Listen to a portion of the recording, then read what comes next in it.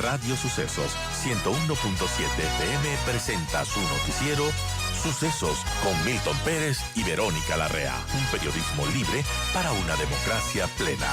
Los hechos y las opiniones de los sucesos que marcan nuestro tiempo.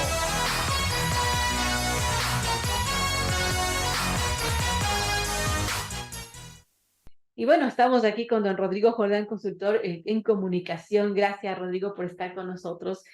Y bueno, ¿cómo vemos esta situación del pregobierno que ya pronto va a instalarse? Después de que se instale la Asamblea, obviamente será posicionado el nuevo presidente y realmente tiene una tarea titánica porque en poco tiempo tendrá que resolver algunas crisis, multicrisis que están sucediendo en el país. Bienvenido, Rodrigo.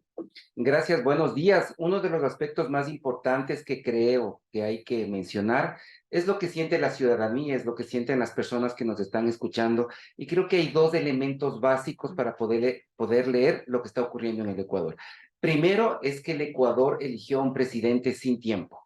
Ecuador eligió un presidente contra el tiempo. Es decir, todas las personas mencionan que tiene 1 año y medio. Nosotros creemos que tiene apenas 1 año porque al final de su mandato, este se va a cruzar con un proceso electoral ya para la elección del nuevo presidente en periodo regular y la finalización de este periodo de muerte cruzada, este periodo en el cual no había asamblea, había unos poderes especiales en el Ejecutivo, pues básicamente lo que está ocurriendo es que la ciudadanía me parece que está perdiendo esas expectativas que tenía de esta transformación, de este cambio.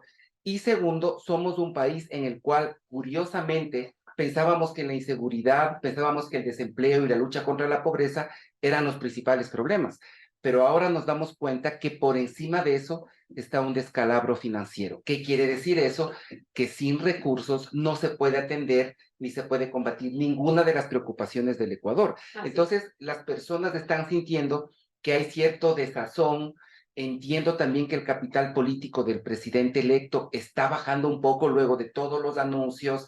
Se nombra personas en el gabinete, luego ya no están, digamos, en firme, Como luego el caso se del buscan secretario otros de cuadros. Comunicación, por Sí, ejemplo. hay algunos casos del ministro que estaba designado de Agricultura, también el ministro de Comunicación o secretario de Comunicación, también estamos hablando de el ministro de Gobierno, también la última designación, es alguien que no tiene gran experiencia.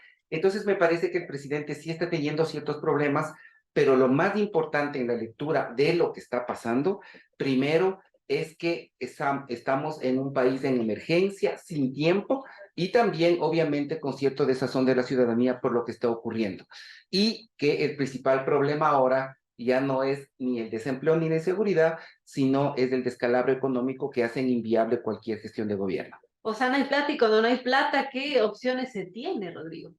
Así es, dentro de las alternativas que tendría el presidente es hacer un proceso de recompra de deuda y obtener financiamiento para eso, a fin de poder bajar el peso, no solo del capital, sino de los intereses de la deuda, y para eso sí tendría cierto financiamiento. Pero la verdad es que el mercado de bonos, por ejemplo, está cerrado para el Ecuador con el riesgo país que tenemos, y nosotros creemos que lo más importante en la gestión del presidente Noboa, cuando ya esté en Carondelet, es comenzar a generar una reestructuración del Estado que le permita ahorrar dinero, poder hacer líquidos todos esas ventas que estaban planificadas, obviamente sin caer en privatizaciones de servicios públicos, pero la tarea es muy difícil y me parece, y nosotros dentro del Centro Latinoamericano de Manejo de Crisis, hace unos 4 meses hicimos ya una radiografía de lo que podía ocurrir y llegamos a una conclusión, que todo parece indicar que la crisis de inseguridad, de desempleo y de lucha contra la pobreza continuará en este gobierno, dado que no hay mucha capacidad de gestión. Y ese es el único escenario, Rodrigo. Así es, dado 3 elementos básicos. Primero, no hay tiempo, no hay dinero. Y segundo, la velocidad en la cual el Estado se mueve para atender estas preocupaciones siempre es un poco lenta. Es decir, ya hemos visto, por ejemplo, que cuando una persona o un mandatario tiene un equipo de trabajo que no tiene gran experiencia pública, ya vemos que la velocidad de la ejecución es un poco lenta.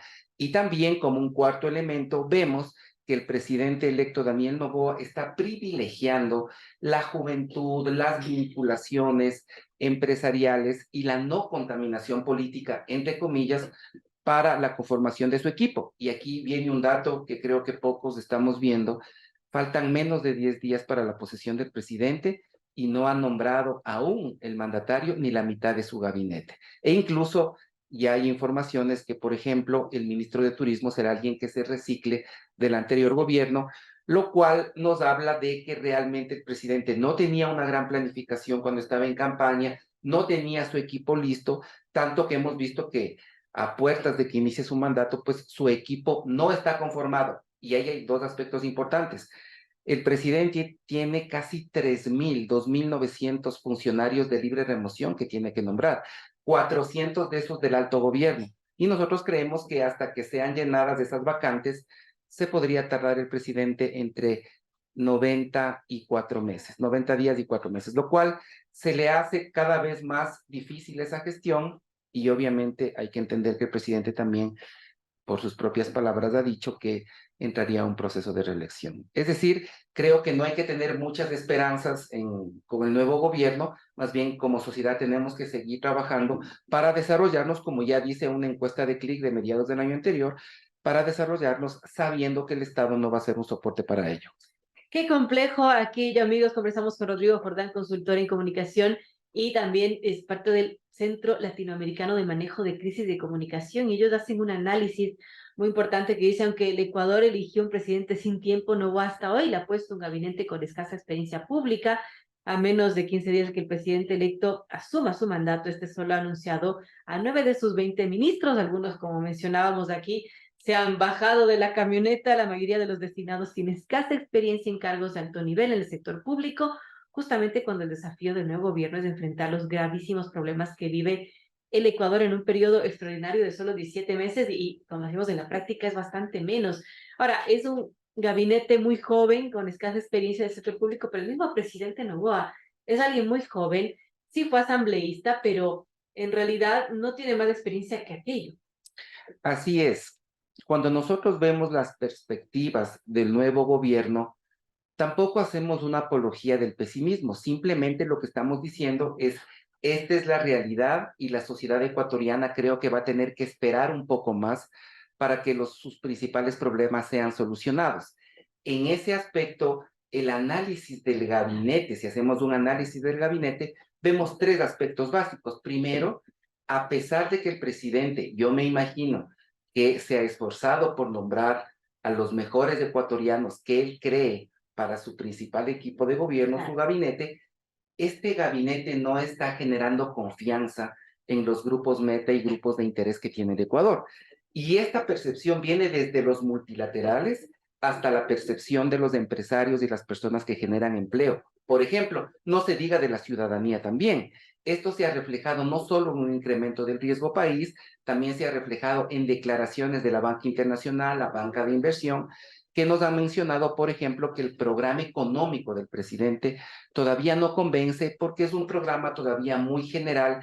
Esto también nos vuelve a hablar de que no hubo gran planificación en la campaña, sobre todo en la segunda vuelta, donde yo había una certeza mucho más cercana de que podía ganar o no.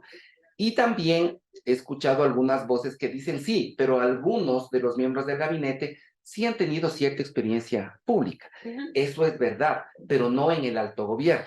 Esto es más o menos como decir a una persona que es teniente, si nos vamos a la jerga militar, en un momento a otro nombrarle general. Es decir, es un proceso complejo. Entendemos que el presidente Daniel Noboa sí ha tenido problemas en la conformación de su gabinete, ha habido decisiones, han existido contradecisiones, y me parece que en este momento ya no hay mucho margen para la improvisación, para poder rápidamente ir llenando huecos como sea, sino más bien ya hay que generarle certezas, y me parece a mí que hay una fórmula que se puede implementar.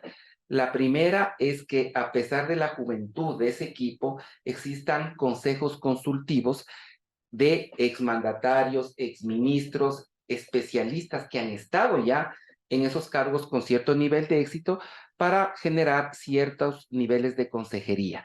Eso le va a dar mucho más certeza, no solo a los empresarios, a las personas que quieren invertir en el Ecuador a nivel internacional, a los multilaterales, porque en este momento, aunque no lo creamos tan rápido por todo lo que ha ocurrido, nuestro principal grupo de interés, nuestro principal stakeholder, nuestro principal público para poder lograr todo lo que el presidente planificó como obras son los organismos multilaterales. Es decir, sin el apoyo de ellos, incluso el gobierno podría detener su operación en ciertas áreas, como ya está ocurriendo ahora, cuando no se paga, por ejemplo, a los gobiernos autónomos descentralizados. Es decir, el gobierno ya está deteniendo poco a poco su operación, por ejemplo, en el pago al IES, es decir, ya está incumpliendo. Y en este momento nuestra única carta son básicamente dos. La primera, que son los organismos multilaterales, o seguirle sacando dinero al IES, por ejemplo. Es compleja la situación y estamos aquí justamente con Rodrigo Jordán, consultor en comunicación, para hablar de lo que le espera al nuevo gobierno. Ahora, si bien sí, es un gabinete joven, es un presidente joven, quizás lo que más preocupa es que, bueno, estas personas, los funcionarios, vayan a recién aprender en un tiempo tan corto que no les va a dar tiempo ni siquiera para aprender, peor para ejecutar. Y en ese escenario, entonces, ¿qué es lo que cabría? Porque también preocupa que, por ejemplo, Daniel Noboa se convierte en un lazo recargado, por decirlo de alguna manera. Así es. Una de las verdades más evidentes en este proceso de transición es que el nuevo presidente no está brindando las certezas que necesita el Ecuador en sus relaciones internacionales e internas para poder ejecutar ese plan de desarrollo que él le propuso al Ecuador y por el cual ganó. Entonces, estas certezas no están siendo sólidas, fuertes y potentes. Ahora, en lo que ya se viene, una vez que el mandatario llegue a Carondelet en menos de 10 días, tenemos que evaluar cuáles son esas primeras acciones urgentes. ¿Por qué? Porque el presidente va a asumir un estado que tiene tres características. Primero, quebrado, con muchos problemas a nivel social, lo cual implica un riesgo también de estallido social si es que no existe esa gestión, y también tenemos elementos como por ejemplo con la CONAIE que está por ahí. Y tercero, tenemos un país que está totalmente desunido, con, yo diría, divisiones internas. Entonces, ¿qué es lo que tenemos que evaluar como ciudadanía? Las acciones que se ejecutarán en los primeros 100 días de gobierno. Pero aquí hay un elemento. Nuestra ley de contratación pública prevé, por ejemplo, que para comprar algo de 6,000 o 7,000 dólares tengamos que demorarnos un mes y medio. Nuestra ley de contratación pública prevé que para contrataciones de más de 1 millón, de 2 millones de dólares, nos podemos prácticamente tomar 4 meses, y si es más, hasta 1 año o 2 años. Entonces, ahí la salida es declarar casi todas las áreas de gestión en emergencia, y aún así la gestión va a ser un poco débil. Entonces, los primeros 100 días de gobierno van a ser esenciales para saber si esta capacidad de gestión que tiene el presidente es real de acuerdo a sus ofertas de campaña. Porque dado que el presidente solo tiene 1 año y medio casi para hacer todo lo que él propuso, hay que entender que ese año y medio no solo va a ser más corto, sino que en ese año y medio se va a realmente probar las capacidades que tiene el mandatario. Si no, obviamente nosotros hemos dicho desde el Centro Latinoamericano de Manejo de Crisis de Comunicación que si no se atiende esos problemas gravísimos que ya tiene la población, a finales del 2024 podría ocurrir un estallido social, obviamente protagonizado por los movimientos sociales. Es complejo y bueno, en esas características que tendría el nuevo mandatario debería ser un fuerte liderazgo, Rodrigo, que eso quizás no se ha visto mucho en la personalidad del mismo Daniel Noboa, pero que tendrá que asumir.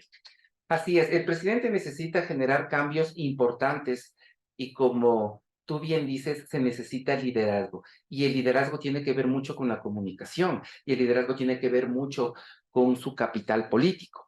Entonces, bajo esa óptica también nosotros esperamos que se ejerce ese liderazgo, pero ya hemos visto que en este proceso de transición los silencios, no comentar ciertos aspectos importantes que ha vivido el país en este tiempo, ha sido la tónica del nuevo presidente, lo cual en cierta medida está bien, pero ya desde hace una semana el presidente ya debía anunciar acciones, por ejemplo, lo que va a hacer en los primeros 100 días de gobierno, cuál va a ser ese cronograma, qué es lo que va a ejecutar. ¿Por qué? Porque si no le da certezas, por ejemplo, de cuáles van a ser sus primeros decretos ejecutivos, hay una reforma tributaria que obviamente todavía es una generalidad. Incluso el presidente ha dicho que va a enviar cada mes una ley económica urgente. ¿De qué va a tratar?